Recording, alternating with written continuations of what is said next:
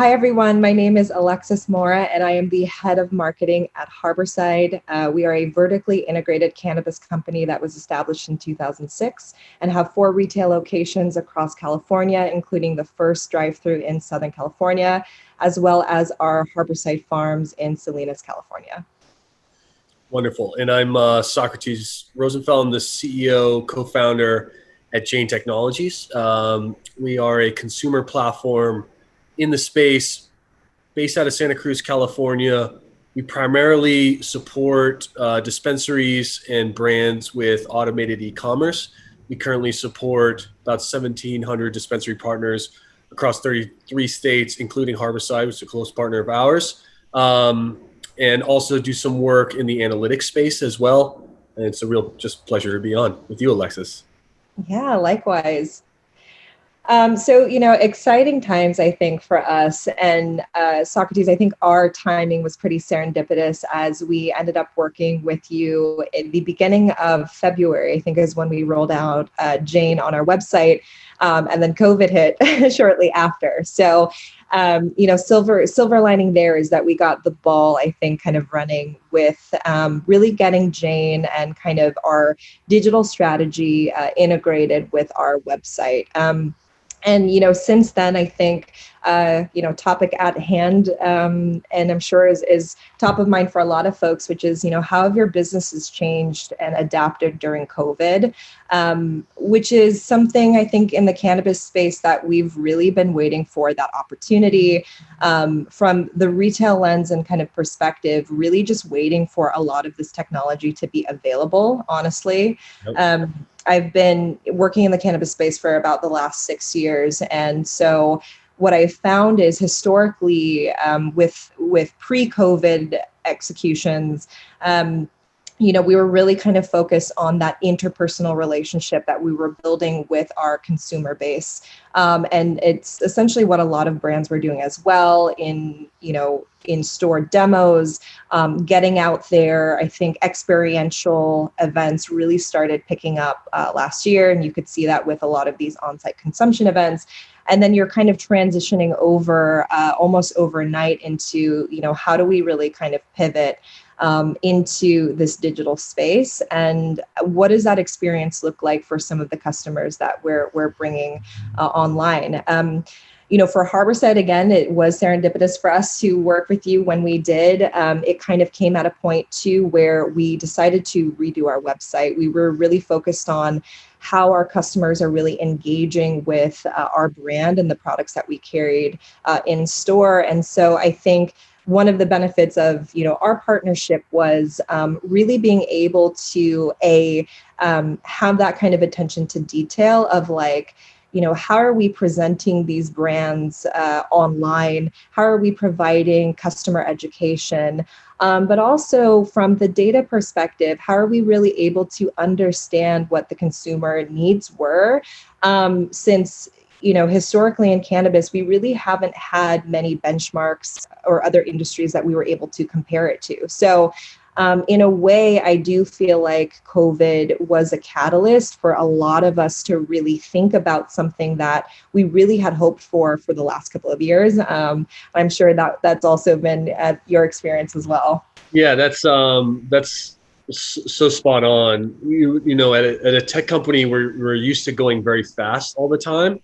And we thought we were going very fast, in 2017, 2018, 2019. And then COVID hit, and really what it did was it just accelerated the future and just compressed it into almost this overnight necessity to digitize retail infrastructure. And I will say this about Harborside: it was, from the founding, is rooted in community and creating wonderful customer experience, putting the right product in front of the right consumer, being able to recommend products, being able to have a convenient shopping experience, no matter whether you're a novice in the space or, an aficionado. And what we saw was the tech company can't do that. The fact that we are an essential business as a collective industry is because of organizations like Harborside.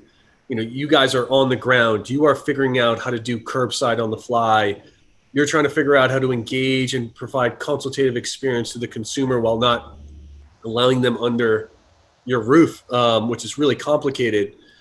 And so it just kind of further cemented what I believe to be truly special in this space is that partnership between the technology and the retailer, or the technology and the brand, whereby, you don't really get that in other industries. You almost see that as if you talk to a driver on Uber, they're not necessarily always stoked on Uber. If you talk to a restaurant on DoorDash, they're not necessarily like, oh, I love DoorDash. They're talking to us.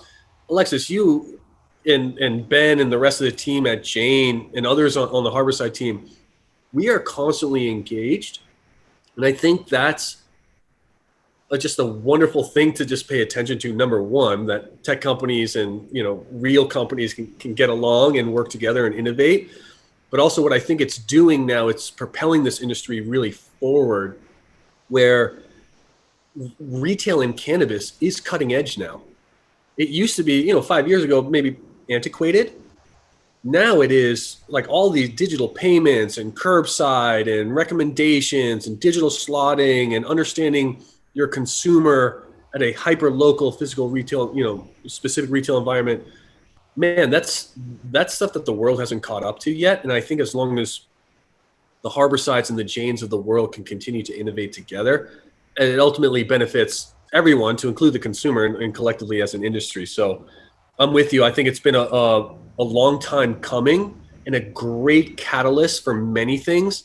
One of them being absolute partnership between retailers and technology companies, because that's where the innovation really, I think, is going to occur. Yeah, and you talk about innovation, and I find people in cannabis, you have to love to creatively problem solve. Like that's what we call it, right? Like we're based in the Bay. We're very akin to pivoting for many different reasons, because of all of the regulations that are happening, all the new laws that are passing, and so we're no strangers to really figuring out what that looks like. And so I think just anybody in cannabis knows that kind of comes with the territory. And then you're also thinking about like, okay, well, cannabis compared to other industries is an innovation of itself, just because of all of the parameters that we have to have with all of this. And so I think of, the retail experience from cannabis versus other brick and mortar stores, and how that's kind of been standalone. We see personally and just generally, right? Like, why do people go to a brick and mortar versus online? For me, it's still experiential, right? And that's something I think tried and true with cannabis, where we are so tied in with the community. We're so invested. I've worked with some of the best people. I've met some of the best people in the cannabis space. But also on the flip side of it, convenience. We live in a society of convenience right now. We also live in a society where cannabis has been deemed an essential business. And so as an example, Harborside, we see a lot of senior citizens. We see a lot of veterans. We see a lot of people that could negatively be impacted through COVID and just are not able to go to our dispensary, which is a challenge. And so we were kind of tasked with like, how are we able to deliver at its core this medicine and this plant to these folks that weren't able to do it in a convenient and contactless way? And really, I mean, I think for so many different people, we've seen like curbside and delivery outpacing some of the traffic that we've seen in store. And so that tells us that this is something that is needed, but it also tells me that after COVID, this isn't going to go away. Right. I think we're really going to continue to kind of build upon all of these different platforms. And we're also able to see, hey, there's a demand here. How do you translate that retail experience? And we'll talk, B2B really quickly, right? How do I, as a marketer at Harborside, interface with our brand partners, right? Where historically we were looking at like slotting fees and what does your point of purchase look like? What does your product look like on our shelf? Well, that same can be said now on the digital landscape. Right. How is your product presenting yourself on our website? How are you engaging with it? And I really find that, it's a great opportunity as well, because it lessens your barrier of entry, so to speak. Again, taking it out of the lens of cannabis and just thinking about customer behavior of referrals and word of mouth still being such an important part of any sort of business. What do you do when you're looking at a new restaurant? You're likely going on Yelp. So for people that are or have been hesitant to go into a brick and mortar because of certain barriers of entry, it kind of removes that stigma a little bit, and enables you to really kind of curate your own experience when you're going to our website. As a retailer and as a business, at this point, your ears should be perking up, because now there are opportunities to optimize that. We're not only setting benchmarks for our industry, we are now looking at that data in real time and understanding, how do you close that gap? If you are a new consumer and you don't know anything about cannabis, it's probably not going to be best for us to say, hey, live resin and dabbing is going to be, this thing for you. We want it to be a lot more exploratory, but also serve you value and give you tools that are helping to educate you and make the best decision for you personally. And I've really enjoyed that about kind of our website and about working with Jane, where you guys are able to give us a platform in which we're not only making informed decisions about, how do we talk about these consumers, but more importantly, who are our consumers? And when you're a retailer and you have multiple different locations, you also know that California is a large state. Your demographics in each market are going to be unique. So as an example, Desert Hot Springs, in which we were playing pretty heavily on that tourism market. You had it's a very event-based market. You had your Coachellas, you had your different events that were kind of bringing these tourists, but also these locals to your dispensary. That's very different from, let's say, Harborside, Oakland, which we've been a part of the community since 2006. And so the strategy to kind of leverage that and add value to our customers has been honestly really cool. And since COVID, we've grown our email list about 25%. And it just kind of shows us, okay, people are really kind of leveraging this. We're driving traffic to our website. We're seeing a 20% lift when we're sending those out. And so that tells us that it's working. But yeah, it's been a really cool experience kind of seeing what those customer behaviors and trends are, at least, on our side when we're taking a look at, let's say Jane's heat maps as an example. Yeah, I think you bring up a great point, and that is we are, I think you take a business like Amazon, and I use Amazon a lot as an example. I think it's just, they've done a wonderful job of building that business, but you could argue that they're almost in direct competition with physical retail infrastructure.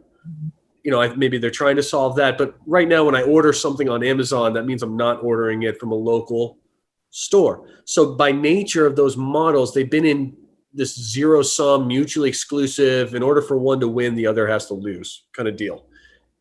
In cannabis, particularly, there is the marriage of that. It's not zero sum. In fact, when Harborside is successful, that's only when Jane is successful.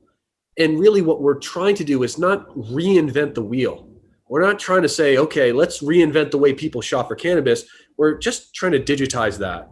And let's not lose the curation. Let's not lose. So some examples. You have, the ability, I love going into a store and I'm smelling a flower, and someone's like, oh man, if you like this, a very knowledgeable bud tender, you would love this, and here's why. Very interesting, drinking wine, parrot, etc. You love talking to people who are extremely, have expertise in this, which your bud tenders do at Harborside. How can we use information to curate that experience digitally? Not to replace the bud tender, but to enhance the experience, to maybe empower the bud tender to make smarter recommendations rooted in, data. Netflix does this. Spotify does this, right? Spotify puts always wonderful tracks in front of me that I've never heard of. There's no reason why we can't put wonderful new Harborside products in front of the consumer. Again, if they've never tried a dab and never will, that's probably not the right product to put in front of them. But there are some other ones that we think might be beneficial. Word of mouth you're exactly right. I don't think I ever buy anything or try something without reading reviews. And have been other companies who have tried reviews. Their intent is correct. How do we provide this digital word of mouth experience? But the issue around that is a lot like Yelp, where you cannot confirm whether or not this person has actually shopped at your store. So we have verified reviews both for dispensaries as well as now for products. So now, just by Harborside carrying a canned beverage, for instance, or Papa and Barkley tinctures, you'll be able to leverage all the verified reviews from customers across the country on that one SKU to provide the Harborside community, validation and verification. And am I making the right purchase? And can I get some social confirmation there in the form of reviews? So I think there are some very interesting things to apply here where, the last thing I'll say, you talk about merchandising, where Papa and Barkley or Plus Products could come into Harborside and say, hey, can I negotiate a slotting fee so I can be at eye level, which was wonderful in the retail environment. But look at what has opened up now digitally. The shelving is not fixed, and there isn't just one top shelf. We can actually move these shelves around so we can put the right product in front of the right consumer at the right time, and also benefit the brand so that they're not being inefficient with their advertising spend, and ultimately benefiting Harborside by driving more conversion and providing a better user experience. So I think we're, again, in this really weird, cool time where the tech company and the retail company, they need each other. And you being Harborside and your team there, you guys know you are experts in retail. We are becoming experts in digital retail. Man, when those two groups get together, some really cool, innovative things take place. And I think we're starting to see that over the past 6, 7, 8, 9 months now with this pandemic. And I think we're just starting to see the beginnings of what I believe to be the future of e-commerce. Yeah, man, if you guys could figure out a way to smell flower online, wouldn't that be amazing? Yeah, I mean, I think, I agree with you. And I would say, like, for the marketers out there, talking about certain demographics and also kind of touching on the brand component, right? Most marketers, I think, in cannabis, and most businesses in cannabis are aware that there is kind of the B2C play. You're trying to appeal to your consumers. There's a B2B play. You're trying to appeal to your brands, or conversely, just your dispensary partners. The third component, though, is also your play on how do you appeal to your investors, and how do you basically show that your business is lucrative, particularly because it's very difficult to track where your marketing and your ad dollars go when you're investing in things like out-of-home advertising, print advertising. That is still very gray area. It is a challenge for, I think, a lot of us. And so in terms of getting kind of your real-time results, that's a great way to do it, right? You're able to really kind of see, okay, cool. We ran this campaign, X amount of people clicked on it, X amount of people added it to their cart. And you're really able to kind of fine tune your dial and your strategy in that respect, so that you are more cognizant of where your marketing dollars and spend are going to. On the brand side of things, again, we were one of your early partners for those banner ads that you can see. Check it out on our website. But that's also super cool, because as we're saying, same type of deal. Hey guys, we're going to our Papa and Barkley's Selects, etc. We want to be on your shelves. We want to be in front of your customers. How do we do this? But also, how are brands making sure that their marketing spend is being leveraged to their best ability? At its best, I've seen brands triple their sales when we're running campaigns like this. And so, since then, we've really leveraged this technology to roll out like a digital marketing program that is really, I think it was rolled out in May. And since then, I mean, we have brands basically slotted up until the end of this year. These are weekly takeovers that we do. And it's really insane to see, like, how much, week over week, a brand is seeing that lift in sales. Which again is indicative that this works, and the challenge I think for retailers, marketers, and brand folks in this space is, again, how do you kind of take that and then start really fine tuning your strategy around that, and are working with this cannabis ecosystem in a holistic way. To that point, right? We are working with Jane, but then how does that get integrated with prepayment options? How do you continue to make that customer experience seamless? And so I think it's an exciting time for us, and we're really inventing as we go. And, from the consumer lens, like, they don't necessarily understand the whys, like, why is my dispensary experience from, Southern California so different than when I go to Oakland? Like, what is this? Why is it different in terms of pricing and taxation? And those are not burdens that we want to put on the customer. Mm-hmm. And so as these different pieces of technology are growing and developing, and I will say, you guys do a fantastic job as well of saying, hey, great feedback. We'll take it back to our dev team and we'll work on it and we'll get back to you, because it's added value for us, but it's also added value for the customer at the end of the day. And so that's been a really cool process, just watching all of that evolve. It's that's wonderful to hear. And it's, I would argue that Harborside's top tier in terms of kind of retail experience, but still there was a lot of information, right? That you guys didn't have access to. And so you can only go on gut feel for so long. Now it's data and information shouldn't be relegated to the big companies. In my opinion, you shouldn't have to pay an arm and a leg to get your data back. We talk about data ownership on the end consumer, also the businesses. I haven't done enough research to understand, how much data does OpenTable provide back to restaurants, or how much data does Amazon provide back to its sellers?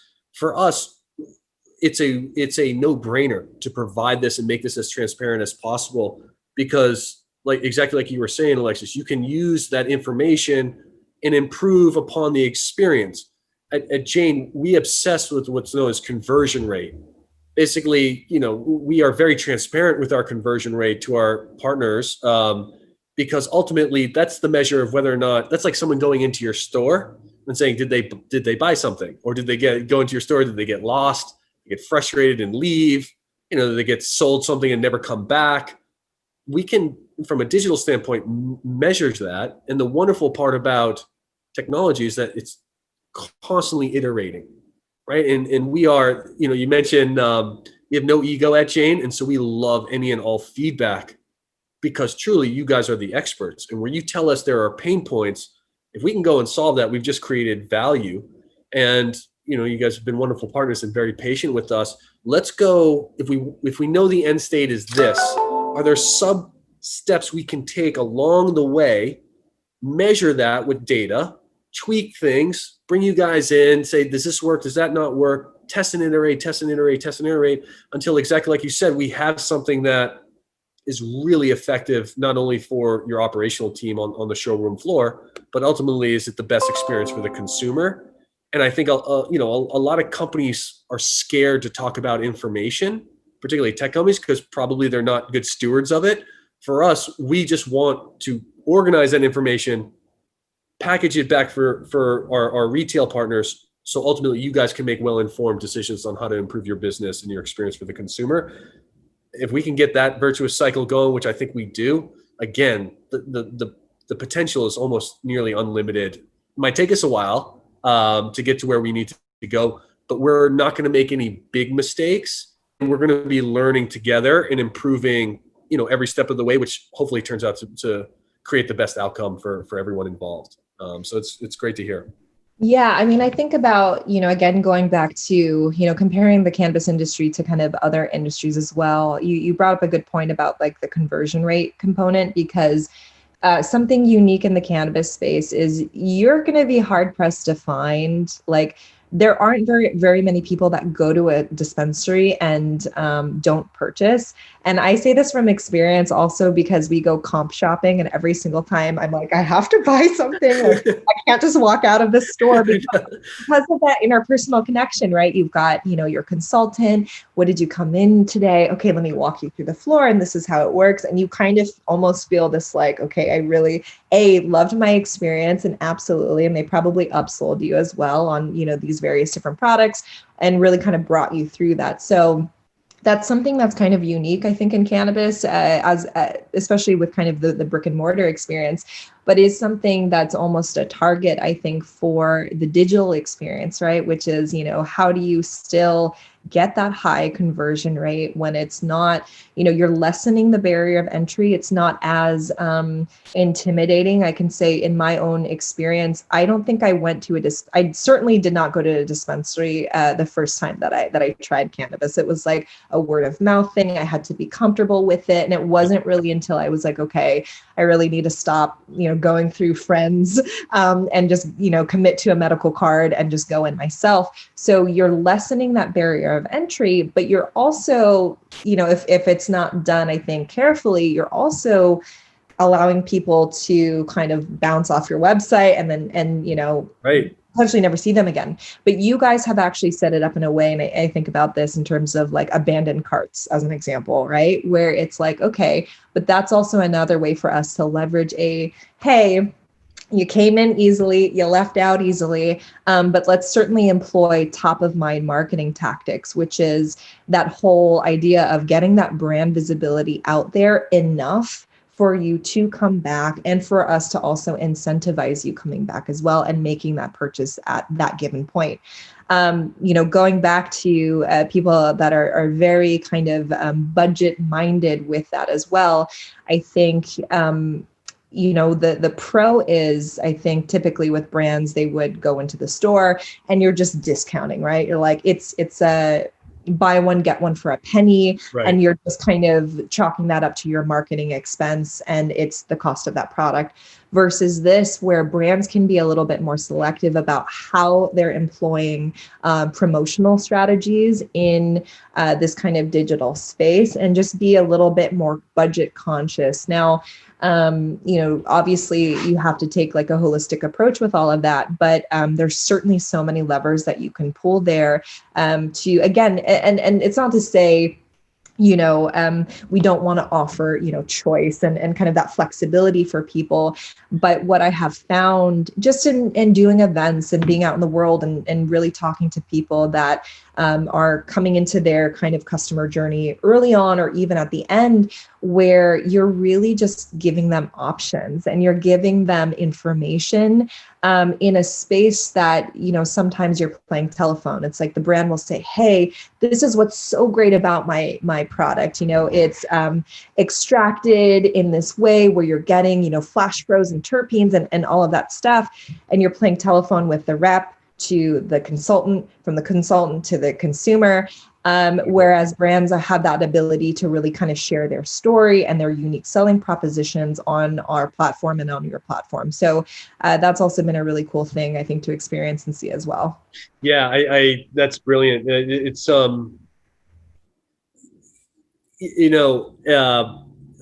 technology historically has intimidated retailers, because again, for things that I've already probably said ad nauseum, it's this competitive landscape. But really, if you think about Harborside, and for those that have never visited Harborside, Oakland, I would recommend it. It's a historical place and it's wonderful. And you guys thought of that physical infrastructure 10 years ago, really, when people are, just starting to think about it today. With the digital space though, now there are no more walls. Now there's no ceiling. Now, as much as you want to plan the right full merchandising, now you could almost do this down to the individual. And so we work very hard. Again, I keep going back to this company that I hold in the highest regards, is Spotify, where when I open up Spotify, it's very different than when you open up Spotify, right, Alexis? And they do a wonderful job, and you hit the nail on the head. Personalization is one thing. showing me products that I know I will enjoy is wonderful. But we have half a million, 500,000 plus SKUs in our catalog. You guys carry new products all the time. If I'm just ordering, my sativa flower, my indica flower, and that's it, and I don't have the ability to explore because I can't go and consult with that bud tender. It's like, I just talked to this rep. This is really great. How do we as a tech company enable that? Part of that is, getting right on the recommendations, not just kind of getting so homogeneous with it, and just recommending the same thing over and over again. But I think also part of it too is allowing brands, again, when maybe there was no room within the four walls of Harborside to allow a brand to really showcase everything about their brand that was special. Digitally, we can do that. Digitally, and part of that is education to the consumer on behalf of Harborside. And so that's exactly where we're going, is how do we continue to really kind of broker the information from the brand through the retailer to the right consumer. Because if you can do that right, it is anything but limiting. It is really the ceiling is unlimited there. And so, we got to get that right. If we get that wrong, it's limiting for the brand, it's limiting for the retailer. If we are kind of too exploratory and allow everybody to kind of peruse, it's almost overwhelming for the consumer. So what is that right kind of left and right limit that, our best bud tenders across the country get instinctually? They know, all right, how in detail should I go? How in depth? How much should I share about the brand? That I don't think any technology company will ever be able to replicate. But can we get close? And again, can we empower both the retailer and the brand at the same time? That's a big one for us, and we're committed to getting it right. That's for sure. Definitely. Yeah. Well, cool. Yeah, I think there's so many exciting things, I think, in the pipeline. And, I think we'll kind of continue to keep our eye on the ball as all of this is rolling out. And, I think it's also, to your point, it's really creating kind of a platform and a space to kind of get the best of both worlds there. And there's different value propositions for both going into kind of the brick and mortar and experiencing, your shopping experience online. At the end of the day, it's really just about giving people options, and really figuring out what this kind of new normal looks like. But I am happy to kind of see things go in this direction. I think for me, it allows us to just know a lot more, and honestly be good stewards of the people that we serve in our community, and really providing things and products that are of value to them, that kind of demystifies and destigmatizes a lot of the products that we're bringing. So it's definitely been an exciting partnership for sure. And I'm happy to see, out of a pretty terrible situation with COVID, the silver lining is that it really was that catalyst to kind of get these conversations going. And it's certainly, like I said, something that I think we'll see for a long time coming. So yes, and likewise, it has been a real pleasure to work and learn alongside your team. And I think it's wonderful now that there's no more separation between retail and digital. Retail is digital now, and I think I fully expect to be able to go back into a Harborside store. I wonder if we could use technology to augment that and not replace that, and vice versa. Can I go online and not lose that Harborside feel to it, and then have that kind of personal feel? I think, again, if we can get that right and marry those two worlds, I think what we're seeing is the early emergence of the future of e-commerce, perhaps what is beyond an Amazon where just go on a website, I click on it and it comes in a box with a smile in 2 days. Can I use digital technology and interact with my local community? And vice versa, can local businesses use technology to interact with their local community? And at Jane, we hope to be that connective tissue. And really the only way we can do that is working in harmony with folks like you and your Harborside team. So yeah, I'm really excited for how far we've come. It's been a crazy ride the past few months for everyone involved. And like you said, I wish this innovation was under different context, but it's not, and we will get through this, and I think we will be stronger and closer together because of it, which is exciting and kind of makes sense to all of this craziness over the past few months in some weird way. Yeah. Awesome. Well, thanks, Soc. Yeah, Appreciate thank it. you. Thank you.